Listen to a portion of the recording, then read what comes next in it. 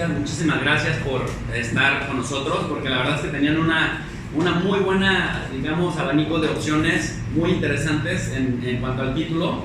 Y bueno, pues que vinieran para acá nos honra y nos halaga, así que esperamos que sea de mucho provecho y de mucha utilidad. Yo tengo 4 razones por las cuales elegí este tema.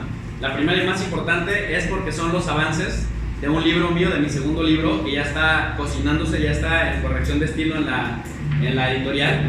Y entonces básicamente es un proceso de socialización, ir anunciando en los diferentes foros del país que ya está a punto de salir un libro que se enfoca no en el actor estatal per se, sino en los actores no estatales o en los grupos de interés que definen la agenda de los actores estatales bajo 2 teorías, bajo la teoría liberal, que justamente nos habla de cómo los actores no estatales inciden en las decisiones del actor estatal. Y en segundo lugar es el caso de los lobbies y las diásporas. Y por otro lado, desde la teoría constructivista, yo me considero en el campo teórico de las relaciones internacionales como constructivista, trato de demostrar cómo la teoría constructivista sí nos aporta elementos para entender la realidad que en apariencia nos la venden como muy compleja, pero que la teoría constructivista parte de 2 principios fundacionales, que la estructura y los agentes se constituyen mutuamente, es decir, que la estructura ideológica, económica, política, define cómo nosotros queremos alcanzar nuestros intereses, pero también cómo nosotros mismos como agentes, con nuestra práctica, vamos dándole forma a la estructura. Y en este caso estoy hablando sobre el escenario que sucede en Estados Unidos. Estados Unidos es un país que permite que los grupos de interés extranjeros puedan cabildear.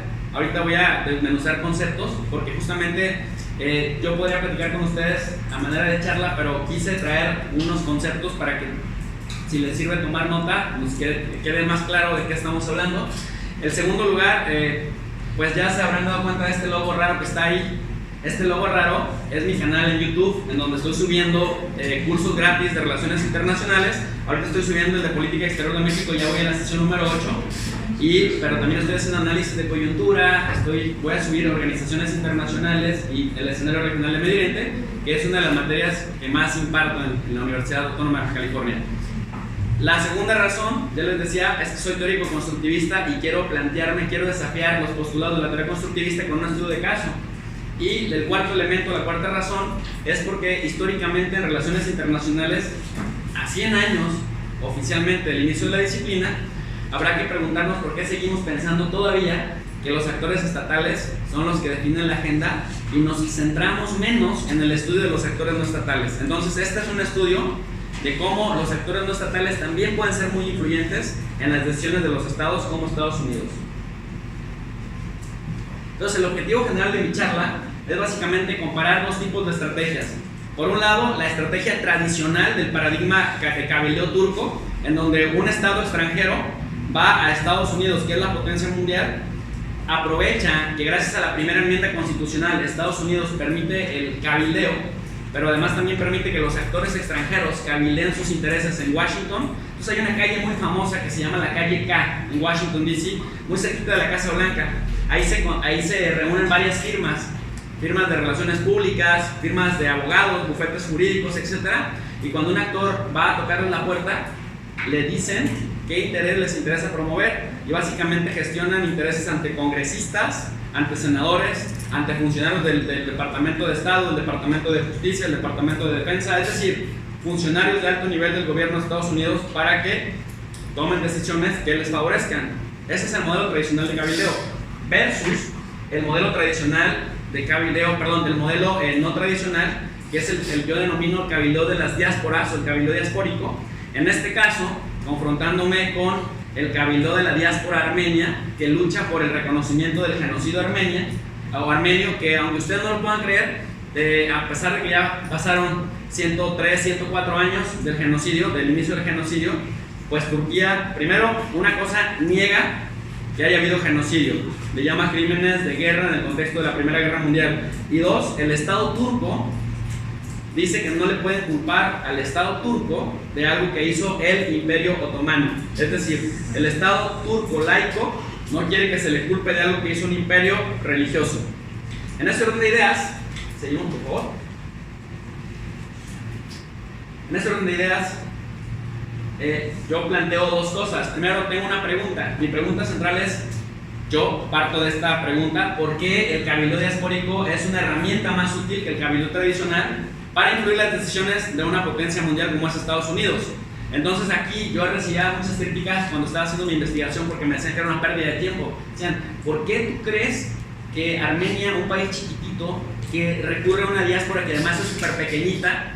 Diáspora es una comunidad que está fuera de su país de origen y que se asienta en otro país, que se asimila o que está en proceso de asimilar, que adquiere la nacionalidad, sobre todo la segunda generación en adelante, adquiere la nacionalidad del país de residencia, y entonces al conocerse el timing político puede participar de la vida política activamente. De otra manera, entonces yo sostengo que esas diásporas, cuando realizan cabildeo, como lo hacen como actores locales, pueden influir más que un actor tradicional como los turcos. Y eso es mi hipótesis, si ustedes pueden darse cuenta. Yo le preguntaba a mis profesores en el doctorado y luego a unos colegas que ya son miembros del Sistema Nacional de Investigadores de Nivel 2, oye, ¿tú quién crees que es más influyente? ¿Turquía o Armenia en el tema del genocidio? Y ellos me dicen, pues lógico, Turquía, ¿no? Y entonces yo me lancé a hacer la investigación. Viví un año en Washington, estaba haciendo trabajo de campo entrevistando funcionarios, como por ejemplo a Madeleine Albright, que fue secretaria de Estado con Bill Clinton. Y yo le preguntaba a ella, oiga, usted, si viene un diplomático turco con un cabildero de la calle K, y luego viene un líder armenio de Boston o de Los Ángeles, que es donde se encuentran las comunidades armenias más influyentes, en Glendale, en Los Ángeles, y en Boston, en Massachusetts, en Estados Unidos, y ella me dice, híjole, es una cosa tremenda, nos sentimos muy presionados por ambos lados, porque los turcos son aliados claves en el Cáucaso, que es una de las cosas que también les quería comentar. A nosotros ahí nos pusieron una mesa de Medio Oriente. Ni Turquía ni Armenia son parte geográfica del Medio Oriente, sino del Cáucaso, que también comprende a Georgia y también comprende a Azerbaiyán.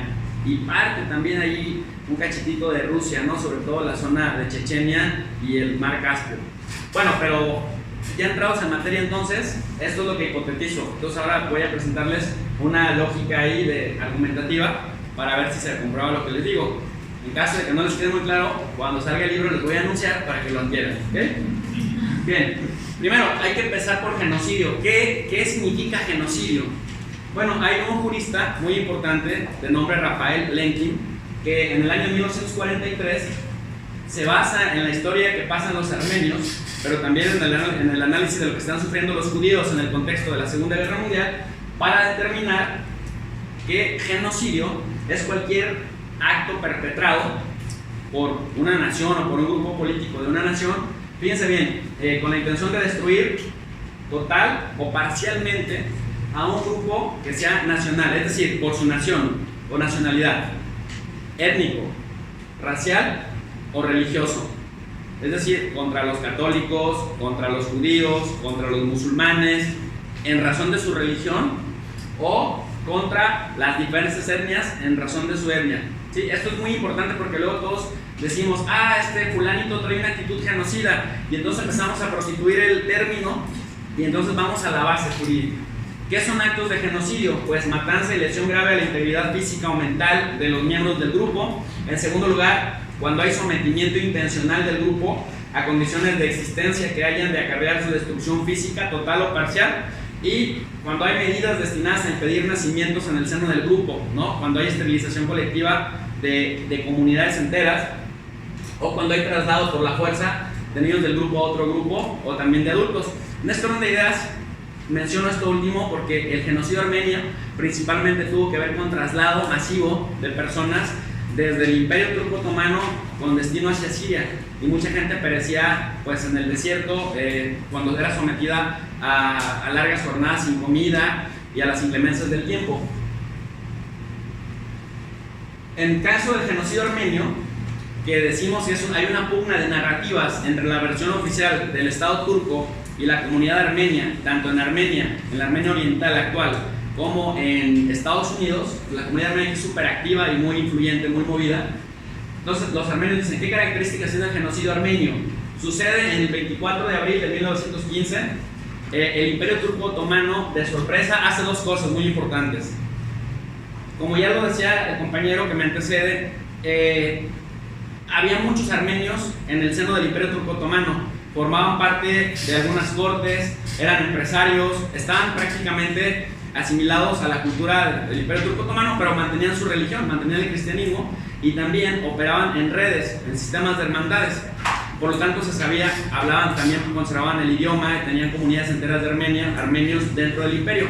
Entonces, el Imperio Otomano hace dos cosas. El 24 de abril, que es la fecha que se celebra el genocidio, asesinan a 250 de los líderes más importantes de la comunidad armenia dentro del Imperio Otomano, principalmente intelectuales, algunos líderes religiosos, profesores, o sea, todo aquello que significara ser la cabeza o líder de comunidades en el seno de la comunidad. Eso por un lado, porque decían, le pegas a la cabeza y el cuerpo se desvanece. Y por otro lado, también empiezan sistemáticamente, meses antes, a desarmar a todos los soldados de origen armenio del ejército. Miren, había muchos soldados que estaban muy orgullosos de ser parte del imperio, del ejército otomano, y de pronto un día le dicen, oye, que le pongas tus armas porque te vamos a asignar otra actividad. Cuando les empezaron a quitar las armas a todos, viene, digamos, el ataque masivo en contra de ellos. Pues claro, ya los habían desarmado. Entonces físicamente los desarman a la masa, a los que podían defenderlos, y también matan a sus intelectuales. Entonces empiezan las largas marchas, los largos traslados del imperio hacia, sobre todo del lago Van, hacia Siria. ¿Cuáles son, digamos, las consecuencias a grandes rasgos? Bueno, que el nuevo Estado turco y la URSS van a negociar los límites fronterizos de Armenia Oriental en 1922.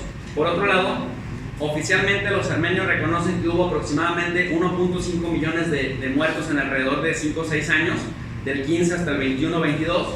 Posteriormente hay 600.000 armenios que huyen aproximadamente a todo el mundo. Actualmente se distribuyen principalmente en Rusia, en Francia y en Estados Unidos, pero por ejemplo en América Latina el conglomerado más importante de comunidad armenia está en Argentina.